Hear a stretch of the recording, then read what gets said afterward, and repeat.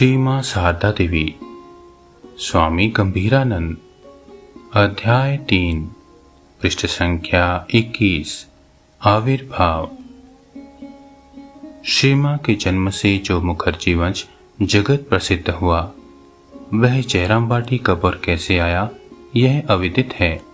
दो प्राचीन दस्तावेजों को देखने से ज्ञात होता है कि सन 1669 ईस्वी के मध्य में विष्णुपुर के राजा श्री चैतन्य सिंह देव ने लगभग 6 एकड़ भूमि श्री खेलाराम मुखर्जी को माफी प्रदान की। वर्तमान मुखर्जी लोग श्री खेलाराम के ही वंशज होने के नाते उस संपत्ति का भोग कर रहे हैं। जहां मातृ मंदिर बना है, कदाचित वही मुखर्जियों का आदिम स्थान है।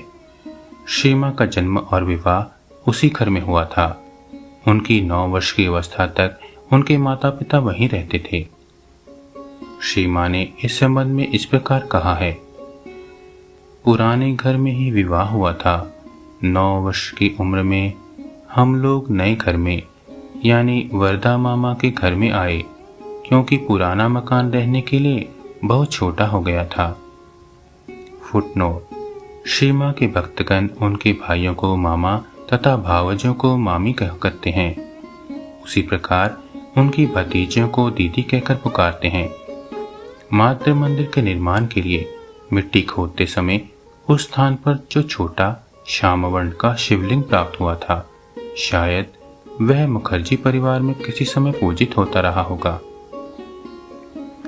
पीढ़ियों से राम मंत्र के उपासक मुखर्जी वंश में श्री रामचंद्र मुखोपाध्याय उत्पन्न हुए थे।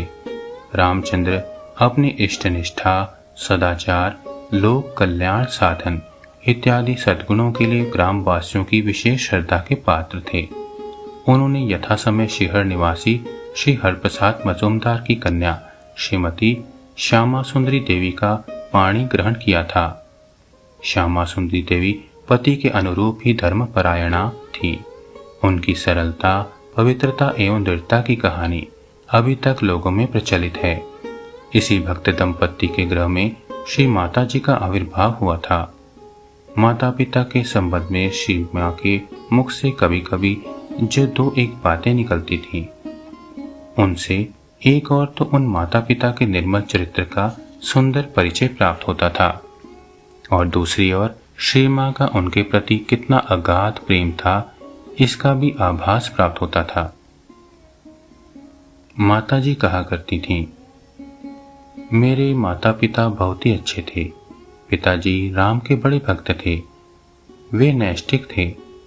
अन्य वर्ण के लोगों का दान नहीं ग्रहण करते थे। माँ में कितनी दया थी। वे कितने प्रेम से लोगों को खिलाती और उनकी देखभाल करती थी। वे कितनी सरल थी। पिताजी तंबाकू पीना बहुत पसंद करते थे।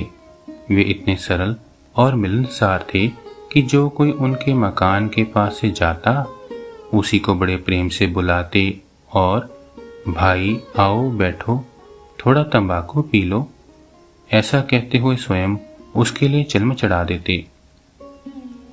क्या बिना माता पिता की तपस्या के कहीं ईश्वर उनके घर में जन्म लेता है?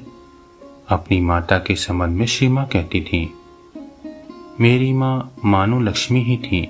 वर्ष भर के लिए गृहस्थी की चीजें संग्रह करके उन्हें संभाल रखती और कहा करती, मेरी गृहस्थी भक्त और भगवान के लिए है। यह गृहस्थी मानो उनकी देह का खून थी। कितने परिश्रम से वे उसे सजा रखती। रामचंद्र के 3 कनिष्ठ सहोदर थे, त्रैलोक्यनाथ, ईश्वरचंद्र और नील माधव। सभी एक ही परिवार में रहते थे। इस परिवार में काफी धन कभी नहीं देखा गया। कृषि पुरोहिती से प्राप्त स्वल्प आय से ही किसी प्रकार खर्च चलता। तथापि रामचंद्र दान देने में मुक्त हस्त थे। इसका प्रमाण हमें आगे प्राप्त होगा। एक बार शहर ग्राम में अपने मायके में रहते समय श्यामा सुंदरी देवी को दस्त की शिकायत हुई। अंधेरी रात में ऐला तालाब के किनारे गई, लेकिन एकाएक जगह ठहरा न सकने के कारण आमे के पास वाले एक श्रीफल के वृक्ष के नीचे बैठ गई। अकस्मात आमे की ओर झंझनाहट हुई और बेल वृक्ष की शाखा से उतरकर एक छोटी सी बालिका ने अपने कोमल हाथों से श्यामा सुंदरी का गला पकड़ लिया। श्यामा सुंदरी मूर्छित हो भूमि पर गिर पड़ी। उन्हें यह नहीं जान पड़ा कि वे इस अवस्था में कब तक रहीं। उनके आत्मीय लोगों ने खोजते हुए आकर उन्हें सचेत किया।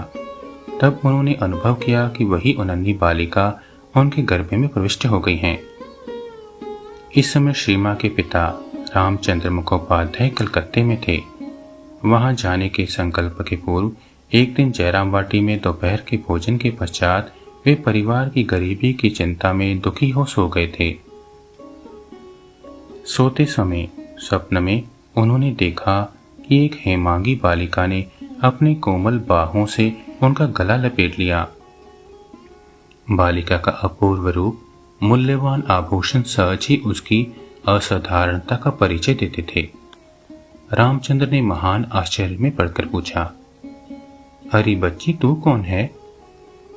स्नेह भरे कंठ से बालिका ने उत्तर दिया, लो, मैं तुम्हारे पास आ गई हूं।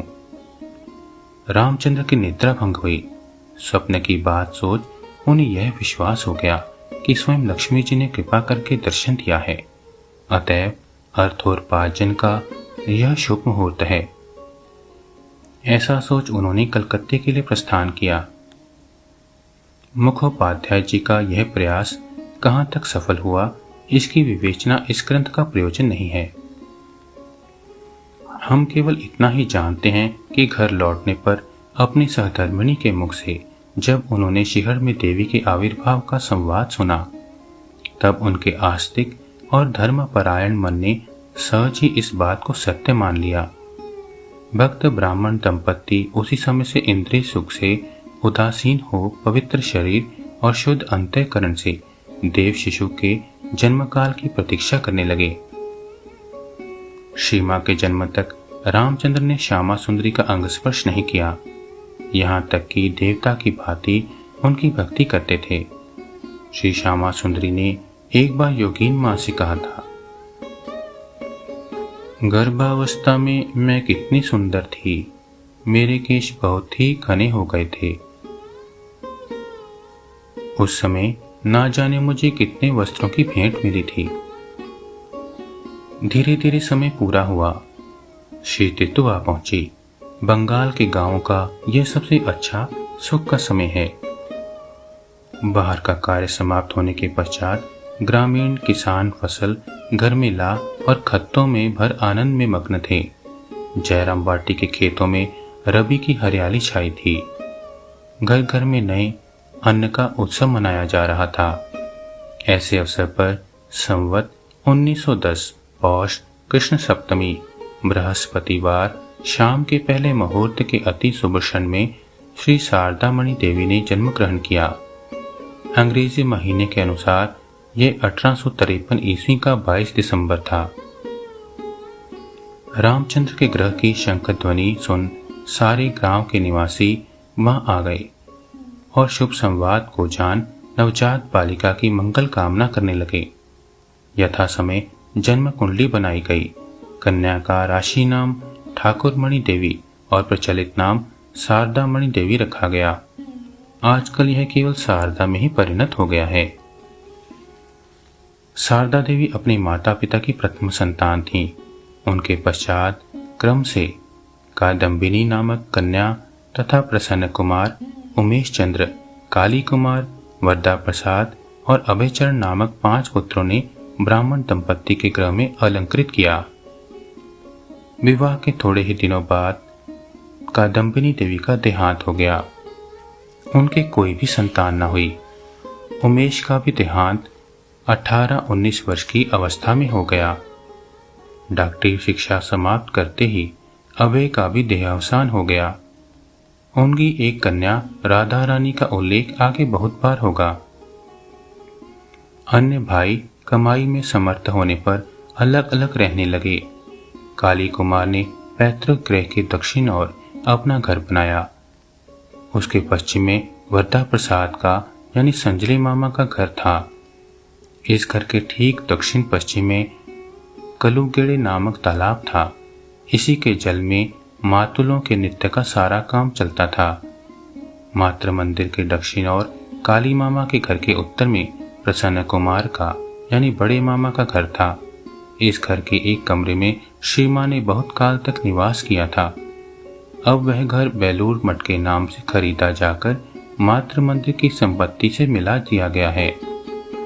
प्रसन्न मामा के घर के ठीक उत्तर में सूर्य मामा के घर का प्रवेश द्वार था। ये श्री माता जी के मंझले मामा श्री ईश्वर चंद्र जी के एकमात्र पुत्र थे। श्री माँ के सबसे बड़े चाचा त्रैलोक्यनाथ शास्त्रज्ञ पंडित थे। विवाह के थोड़े ही दिनों के पश्चात उन्होंने शरीर त्याग दिया। उनके संबंध में और कुछ जानकारी नहीं है।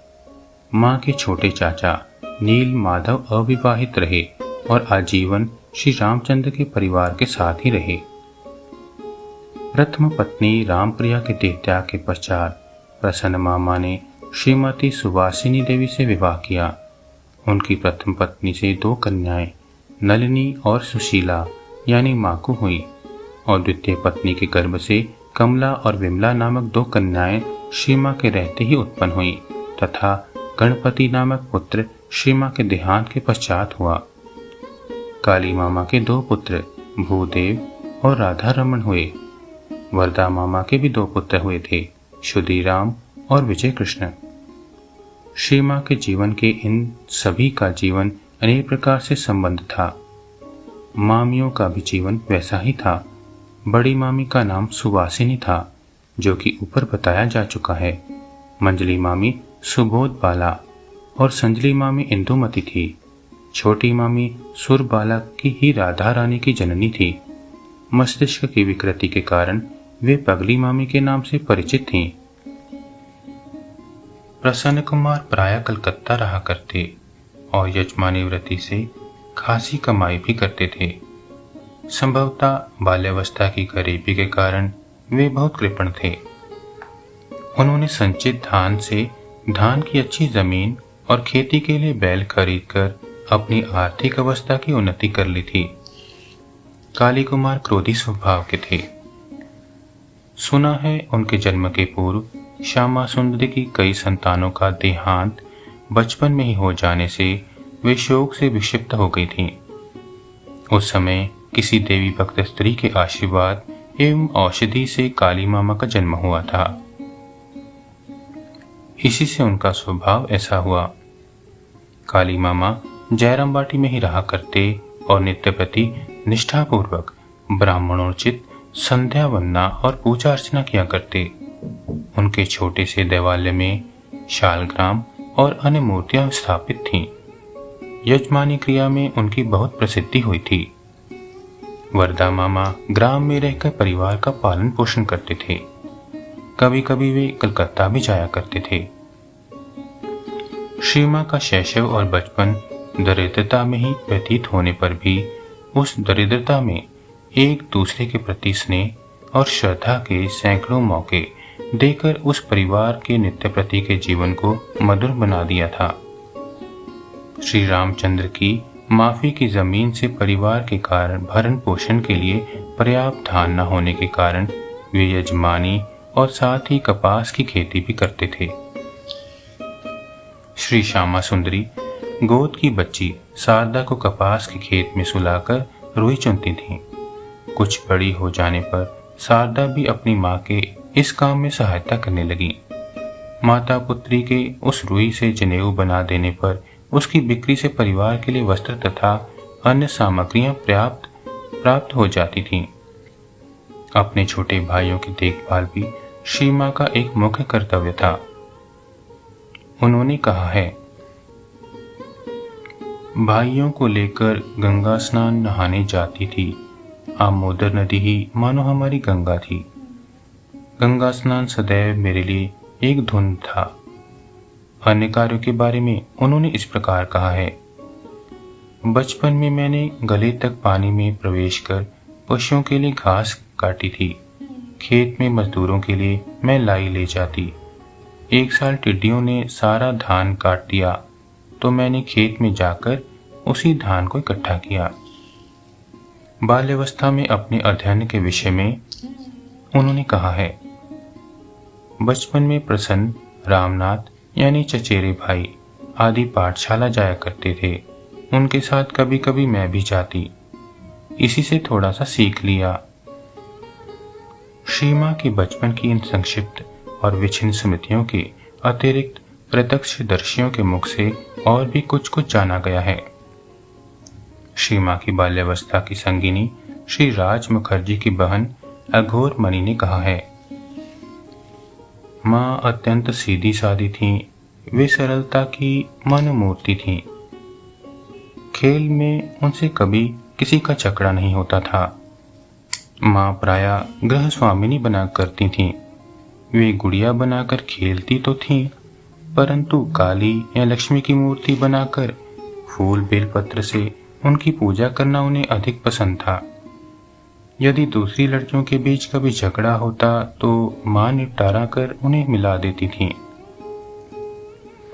एक बार जगदात्री की पूजा के समय हल्दीपुकुर के राम हृदय घोषाल उपस्थित थे। माँ को जगदात्री के सामने ध्यान करते हुए देख वे विस्मित से खड़े हो बहुत देर तक देखते रहे, किंतु कौन जगदात्री थी और कौन माँ यह बिल्कुल निश्चय न कर सकने के कारण वे डर के भाग गए। अन्य बुजुर्गों ने भी कहा है, बचपन से ही शारदा जिस प्रकार बुद्धिमती, शांत और शिष्ट थीं, उसी प्रकार कार्य में भी उनका उत्साह था।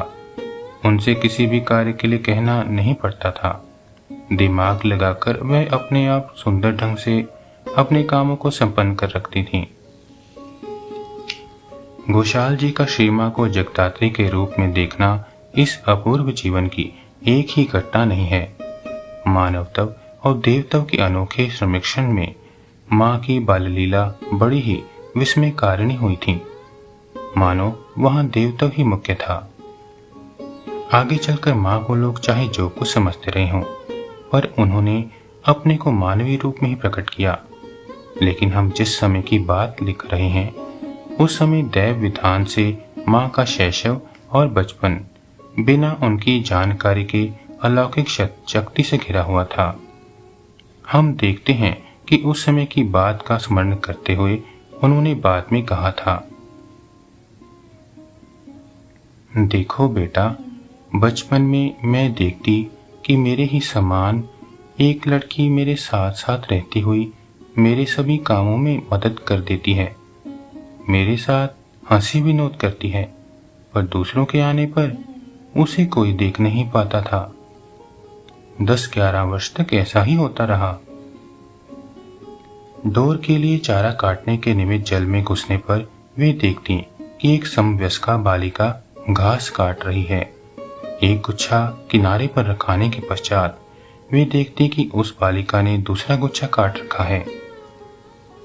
श्रीमा का बाल्य जीवन कार्यों से कितना भरा था, इसका किंचित आभास हमें मिल चुका है। उनकी बाल्य स्मृति से हमें यह भी ज्ञात होता है कि अति अल्प अवस्था में ही उन्हें कभी कभी रसोई बनाना आदि कठिन काम भी करना पड़ता था। नन्ही बच्चियों की तुलना में उनकी बुद्धि और कर्मपटुता अधिक होने पर भी उनके हाथ तब तक काफी मजबूत नहीं हुए थे। इसी से रसोई के बाद भारी बर्तनों को उतारने के लिए उन्हें अपने पिता को बुलाना पड़ता था। घर के कामों के लिए उन्हें तालाब से घड़े में जल भी लाना पड़ता था। इससे उन्होंने घड़े के सहारे तैरना भी सीख लिया। जब माँ 11 वर्ष की थी, यानी सन 1864 ईस्वी में, तो उस भूखंड में भीषण अकाल पड़ा। श्रीमा के पिता ने कुछ धान संग्रह कर रखा था। स्वयं दरिद्र होते हुए भी लोगों के करुण क्रंदन से व्यथित हो उन्होंने अपने घर वालों के भविष्य के बिना चिंता किए अन्न सत्र खोल दिया। इस घटना का विवरण भी श्रीमा की भाषा में इस प्रकार पाया जाता है, एक बार वहां कैसा दुर्भिक्ष पड़ा, कितने लोग भूखे होने के कारण हमारे घर आते थे। हमारे पिछले वर्ष का धान मड़ई में रखा हुआ था। पिताजी उस धान से चावल बनवाकर और उसमें उड़द की दाल मिलाकर हांडियों में खिचड़ी पकवाते थे। वे कहते थे, हमारे घर के सभी लोग यही खाएंगे और जो भी कोई आए उसे भी यही देना। केवल मेरी सहायता के लिए थोड़ा सा अच्छा चावल पकाया जाए, वह उसे खाएगी। किसी किसी दिन अतिथियों की संख्या इतनी अधिक हो जाती कि खाने के लिए खिचड़ी कम हो जाया करती, तो फिर से खिचड़ी बनाई जाती। जब वह गर्म खिचड़ी पतलों पर परोस दी जाती, तब उसे जल्दी ठंडा करने के लिए मैं दोनों हाथों से पंखा झलती। ओह, भूख के मारे खाने के लिए सभी बैठे रहते थे। एक दिन कोई बागदी या डोम की लड़की आई। उसके सिर के बाल तेल के अभाव में रूखे सूखे थे और आंखें पागल की तरह थीं। वह दौड़ती हुई वहां पहुंची जहां पशुओं के लिए चावल के किनके भीग रखे थे और उसी को खाने लगी। सभी पुकारने लगे, हरी घर के अंदर आकर खिचड़ी खा ले। पर उसे धैर्य कहाँ। कुछ खाने के बाद तब लोगों की आवाज उसके कानों में गई। इतना भीषण दुर्भिक्ष। उस साल कष्ट पाने के कारण तब लोगों ने धान मड़ई में उठाकर रखना प्रारंभ किया। श्री मां की सरल सुहावनी और अकृत्रिम भाषा में जो हृदय स्पर्शी चित्रण ऊपर में प्रस्तुत हुआ है, उसी से हम समझ सकते हैं कि भविष्य में जो मातृत्व का महान दावा लेकर सहस्रों के हृदय में विराजमान होंगी, वे बाल्यावस्था में भूखों को भोजन को ठंडा करने के लिए सुकुमार हाथों से पंखा झलने में कितनी व्यस्त थीं और उस कोमल प्राण पुत्री के लालन पालन के लिए दरिद्र ब्राह्मण के स्नेह भरे हृदय में कितनी व्याकुलता थी। श्री मां उस समय बालिका थी। उनकी बाल लीला प्रायः अन्य ग्रामीण बालिकाओं के अनुरूप ही थी, परंतु इसके बीच में कभी कभी अचानक मानो अलौकिक ज्योति छिटककर हमारी आंखों को चकाचौंध कर देती है। श्री मां के जीवन के इस प्रकाश अंधकार के खेल से उनके भाई और माता पिता संभवतः अपरिचित ना थे, तथापि उन्होंने मानवीय भाव से प्रेरित हो इस छोटी लड़की को स्नेहशीला बहन या साधारण पुत्री के रूप में ही ग्रहण करना चाहा। श्री मां की माता ने संभवतः इन्हीं सब रहस्यों को सोचते हुए अपनी आखिरी उम्र में एक दिन उनसे कहा था, हरी बेटी, तू मेरी कौन है? क्या मैं तुझे पहचान पाती हूं? कन्या ने कुछ विरक्ति के स्वर में कहा, मैं और कौन होने लगी? क्या मेरे 4 हाथ बने हैं? ऐसा होता तो मैं तुम्हारे पास क्यों आती? बहन के रूप में शारदा देवी ने क्या किया था, वह माता पुत्री के एक दिन की बातचीत से ही जान पड़ता है। माता ने कहा, शारदा, तेरी ही भांति अगले जन्म में मैं एक लड़की पाऊं, पति धनवान हो। अब तो बाल बच्चे लेकर बेटी बड़ी परेशानी होती है। उस पर कन्या ने बनावटी क्रोध से कहा, तुम मुझे फिर खींचना चाहती हो? तुम्हारे बच्चों की देखभाल के लिए फिर जन्म धारण करूं? तथापि स्नेहमयी कर्मव्यस्त सुशीला पुत्री की शांति दायिनी पुरानी बातों को स्मरण करते हुए श्यामा सुंदरी ने करुण स्वर में कहा, मैं तुझे ही फिर पाऊं बेटी। काली मामा ने भी इसी बात का समर्थन करते हुए एक बार कहा था, हमारी दीदी साक्षात लक्ष्मी हैं। हम लोगों की रक्षा के लिए दीदी ने क्या नहीं किया। धान कूटा, जनेऊ बनाया, पशुओं को चारा दिया, रसोई पकाई। सच कहा जाए तो गृहस्थी के अधिकांश काम उन्होंने ही किए हैं।